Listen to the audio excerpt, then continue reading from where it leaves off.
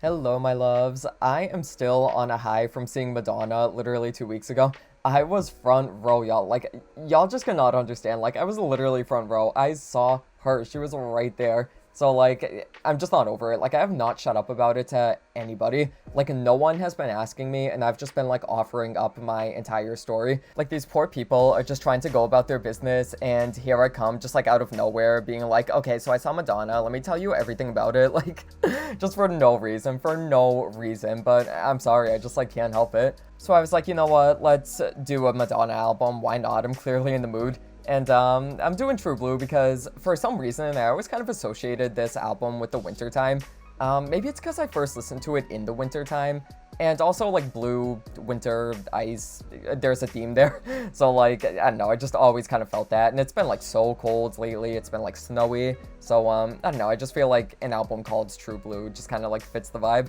But I am gonna be ranking the songs from my least personal favorites to my personal favorites, so let's just get into it. Number 10 is Jimmy Jimmy.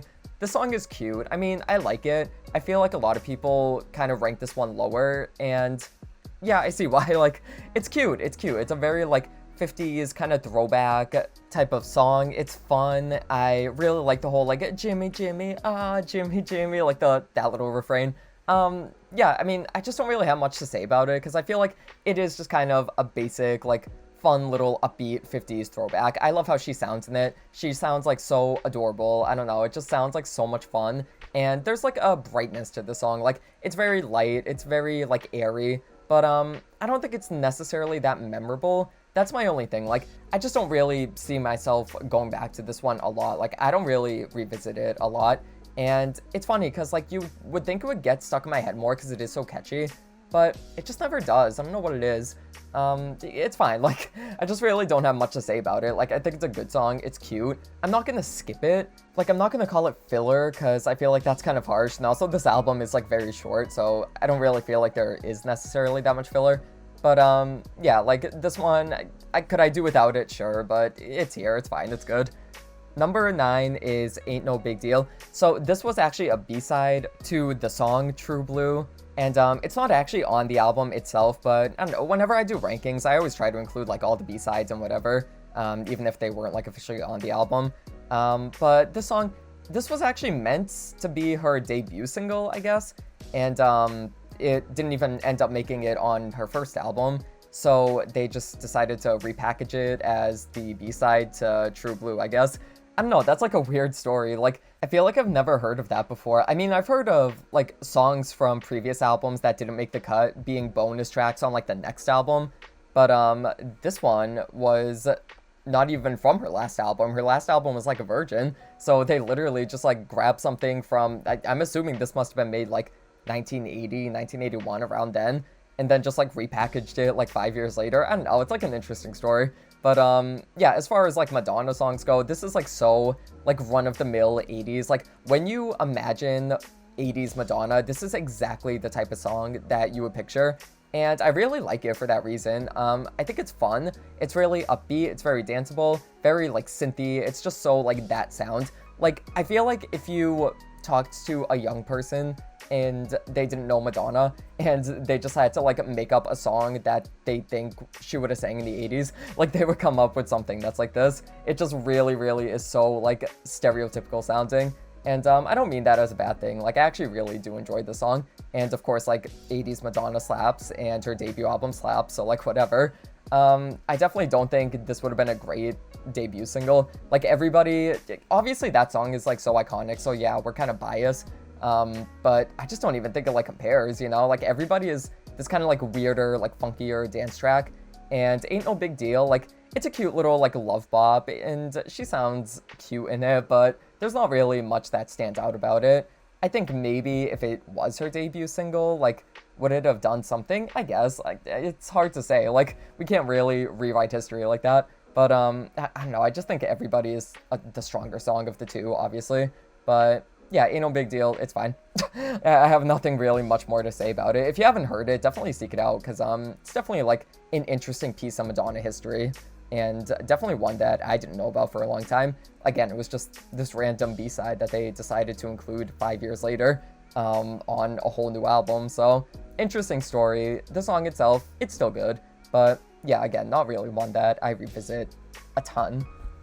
Number 8 is Love Makes the World Go Round. This song is so cute. This song is so cute. Like, this is just like such a wide-eyed and like bushy-tailed Madonna song. I don't know. It gives me children's PSA. Like, I don't know. Like, do y'all remember when you watch like Nickelodeon or Disney and they would have like socially conscious commercials or something? And they would have like the little upbeat song playing in the background? Like, this is that song. This is literally that song. Because it really is just so like innocent and like kind of naive in a way, but like it's kind of endearing for that.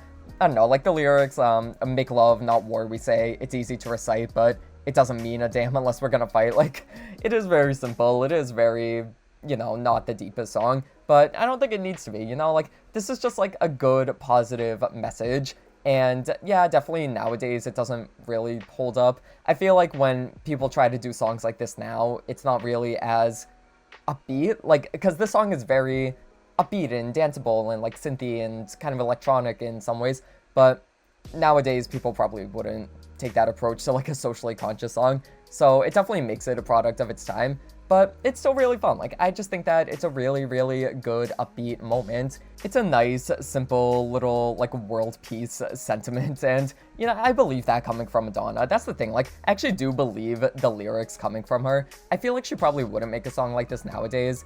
I mean, she really wouldn't make any of her songs from the 80s nowadays, but especially a song like this, she definitely would take like a more mature approach to. But that does kind of make the song interesting to look back on, because it is, I don't want to say the beginnings of the like socially conscious Madonna, but you could kind of see it like starting here. Like, this was her really starting to say, all right, there's bigger problems that we need to address. Like, this wasn't Madonna the superstar. This was Madonna the artist who wanted to spread a good message. And that is definitely a big facet of her career. So it's interesting to see, like, this was one of the earlier examples of that. So yeah, I like the song. It's fun.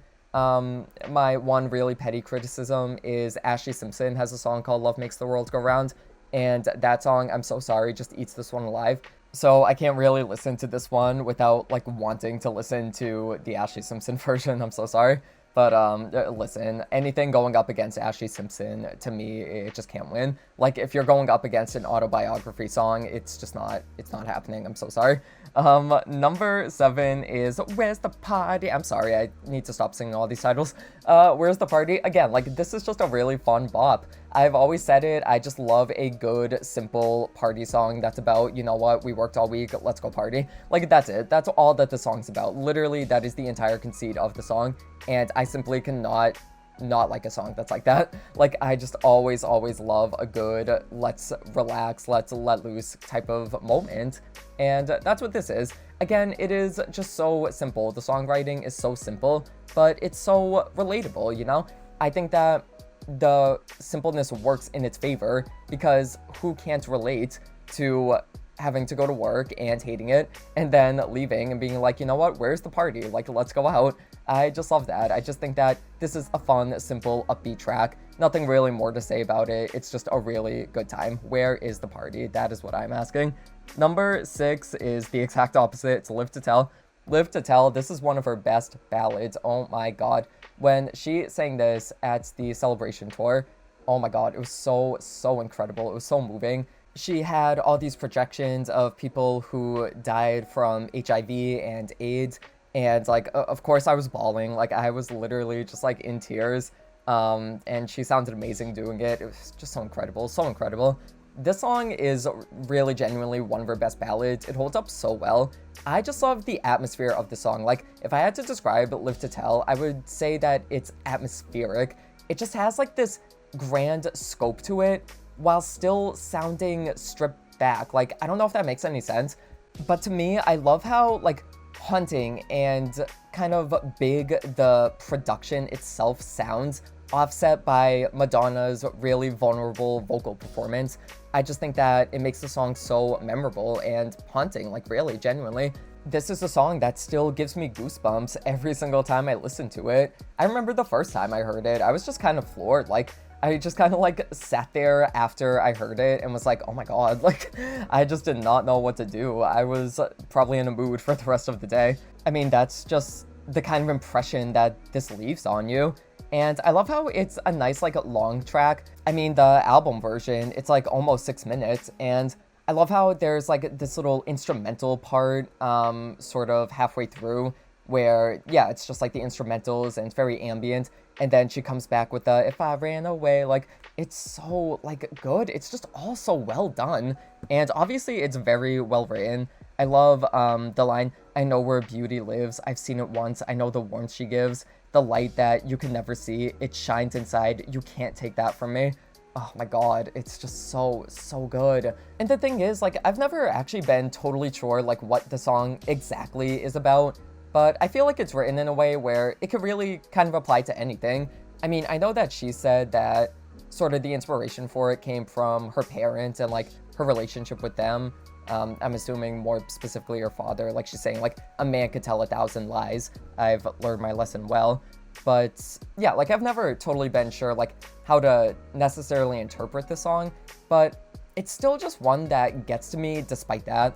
Like, even though I don't necessarily know how I would relate it to, like, anything, it just, like, hits differently when I need it to. Like, this is one of those songs that I just throw on when I'm in a mood, and even if I don't necessarily think the lyrics relate to whatever I'm going through, I still just, like, feel from them. I don't know, like, it's just one of those weird things. I think maybe it's more just the vibe of the song. Like, I just feel the song on, like, a spiritual level, and that's why I love it so much, and I think that's why it's such an enduring hit. Like, this really is just such a hauntingly gorgeous, breathtaking ballad, and definitely one that still holds up. I mean, it really is just a masterpiece. If I was ranking this album based on, like, the actual best songs, I think that I would put this at first. I happen to like the other songs a little bit better, but I think that objectively, this is the best song on this album. Number 5 is True Blue, the title track. If I had to explain to an alien species what a love song is, I would just show them this. Like, to me, this is just the most basic example of a love song done right. Like, this is the blueprint. This is how you do a love song. It is just so, so adorable. I've said that a lot for this album, but this whole album in general, I feel definitely takes inspiration from, like, 50s and, like, that whole era. So I think her channeling that energy just makes all of the songs, like, just really bright and very, like, happy and upbeat. And especially this one, like, this is, like, a very doo-woppy, kind of fun 50s throwback. And again, it's not necessarily anything that deep, but it doesn't need to be. Like, this is just how you do a love song. Like, this is a perfectly well done love song. And it's just so insanely catchy. Like, this is just such an earworm. You cannot get that chorus out of your head. Like, it is just such a good melody. And I think that really helps the memorability of the song because it makes the lyrics really easy to, like, learn. Because I am so bad with lyrics. Like, I can listen to a song 500 times and just not know the lyrics. And, like, I have done that. Like, I have songs that I look at and I'm just like, I've listened to this 200 times and I don't know what the lyrics are. But, this one, I just really find myself singing along to and, like, actually knowing the words because it is just so, like, simple and, like, memorable. But yeah, I mean, True Blue, like, this is a True Blue classic. Like, it really is just a tried and true, like, Stone Cold classic, like a lot of the singles from this album are. Which, speaking of, number 4 is La Isla Bonita. Oh my god, this song is so gorgeous. This song takes me to a place. I love this song so much. It just makes me feel, like, tropical and like I'm on vacation and I fell in love with somebody and now we have to say goodbye. Like, that's what it's giving me. Like, the song is drama. This song is such drama and I love it. Like, I love her vocal performance in it. Like, she really is giving you so much intensity. Like, you could really feel the passion in her voice.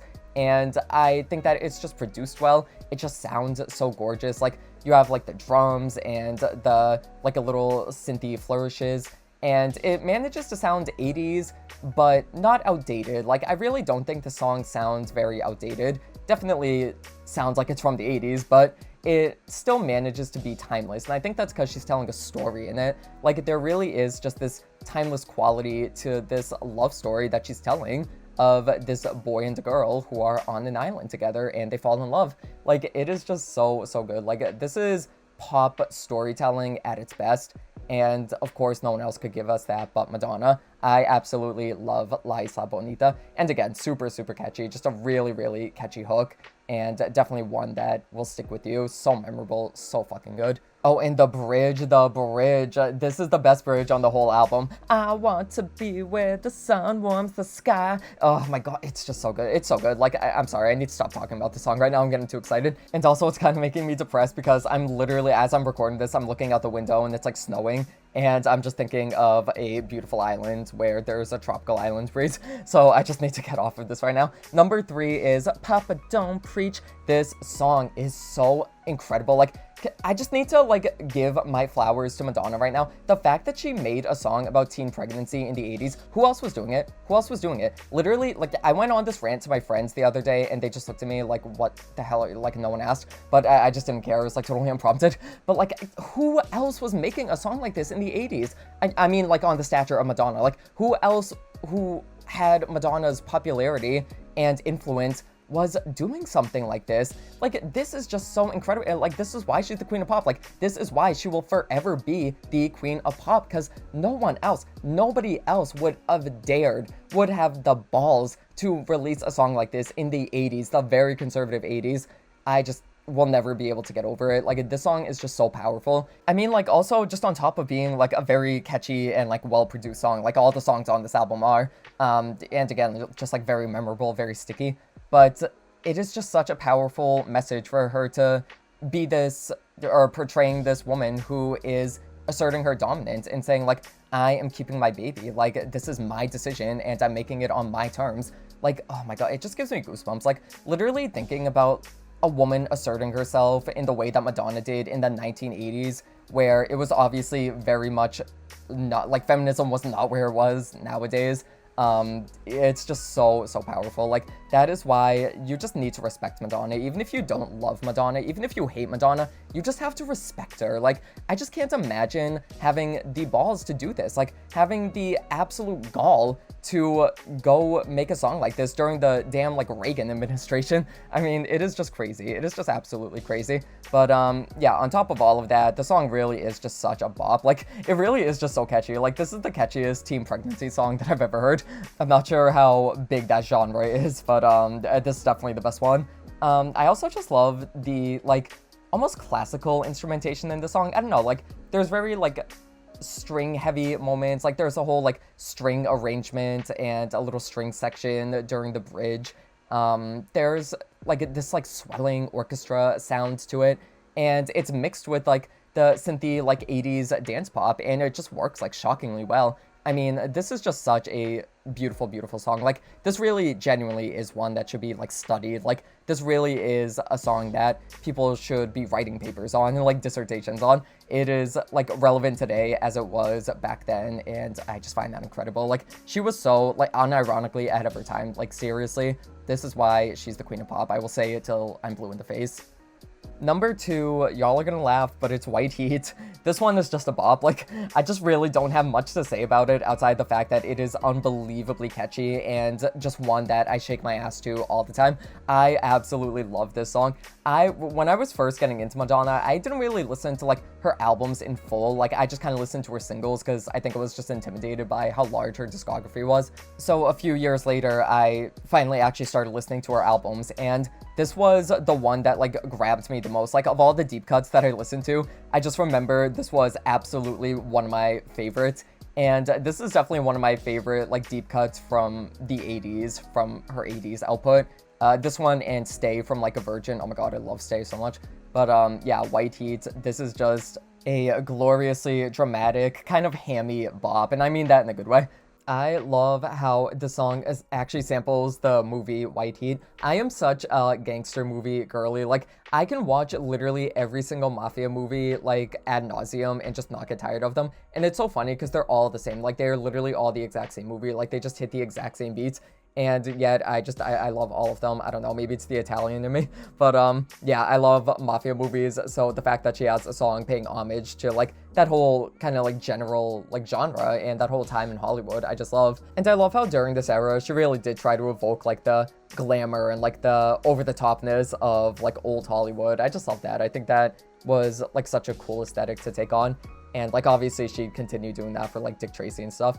But yeah, White Heat, like, this song is just so insanely catchy. Like, how can you not get that in your head? Like, the whole, get up, stand tall, put your back up against the wall. Like, it's so good. Like, it's so much fun. And I would love to see a video for this. Like, I just want to be so hammy. I want to be so cheesy, so on the nose. Like, I literally want her to be running away from the cops, and she's dressed in, like, this, like, kind of scandalous, but, like, scandalous for the 30s, like, outfit. She's got, like, a cigarette or something. I don't know. I just really would love to see a visual for this song. Yeah, like, this song just simply is a bop, and that is just why it's at number 2. I mean, I don't think it's necessarily the best song here, or one of the best songs. I think all the singles are just, like, technically better, but I just simply go back to this one a lot. That's really all that I have to say. I get it stuck in my head the most, and I just love it the most. I really, really enjoy White Heat a lot. It's one of my favorite Madonna deep cuts. It's one of my dad's favorites too. He loves Mafia movies too, so maybe that's where I get it from. But yeah, he loves the song. When we went to see her, he was like, "Do you think she'll do White Heat?" I was like, "No, like obviously she's not gonna do White Heat. I mean, I don't think that she'll probably ever perform this again. I would love to see it, but the odds of that seem pretty slim." But yeah, that is my number 2. And number 1 is Open Your Heart to Me. I just adored the song. This is a perfect pop song. Like, this is just the definition of a perfect pop song. This is how you do it. I love how sparkly and upbeat it sounds, and I love her, like, fierce vocals. Like, I love in the beginning when she's like, "Watch out." It's so funny. Like, she kind of sounds like Michael Jackson right there. I don't know if anyone else ever got that, but yeah, like, this is just another one that should be studied. Like, this is pop perfection. I love the pre-chorus. The pre-chorus is so good. I've had to work much harder than this for something I want. Don't try to resist me. Oh my god, it's so good. It's just so good. It is just so amazing. Like, I love the pre-chorus. My favorite part of the song is the pre-chorus. Like, when there is a good pre-chorus in the song, it's usually my favorite part, and that's what this one is. Like, I just love the pre-chorus so much. It just does such a good job in, like, building anticipation.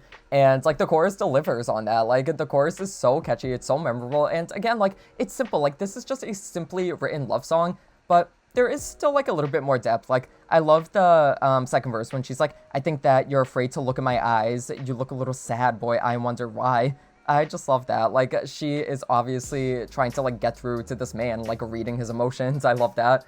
And she wants him to open his heart. Like, it is just a simple sentiment, but it is done flawlessly. So yeah, I mean, there's really not much else to say about it. Open Your Heart is literally a classic, and it's just actually iconic. Like, I don't care. I know that word is overused. In this case, it makes sense. Like, this song really is iconic. I hear this song, like, out regularly. I mean, I don't listen to the radio, but, like, if I'm going about my business in, like, a grocery store, like a CVS or something, or wherever I'm, like, shopping, like, this song just, like, still gets played, like, with quite frequent regularity, you know? So that's just how you know. Like, this is very much an enduring hit. And it is just so crazy. Like, Madonna's run of singles in the 80s just seriously is so unmatched. Like, there are just so many classics in her discography that, like, everyone knows, you know? Like, your grandmother probably knows the song, your aunts know the song, they probably dance to it. Like, it is just, that's the power of music. Like, that is the power of Madonna. So that is my ranking of True Blue. A True Blue classic, as I said. I don't know where I would rank this necessarily, like, in all of her discography, because it's so hard for me to rank Madonna albums because I just love them all so much. I would say of her 80s output, would I say this is my favorite? I don't know. I think Like a Prayer is probably my favorite from, like, her 80s albums, but this one is great too. Like, they're just all great. Like, I can't even, like, say which one is my favorite because they're all just incredible. I think that this one definitely has some of the best singles.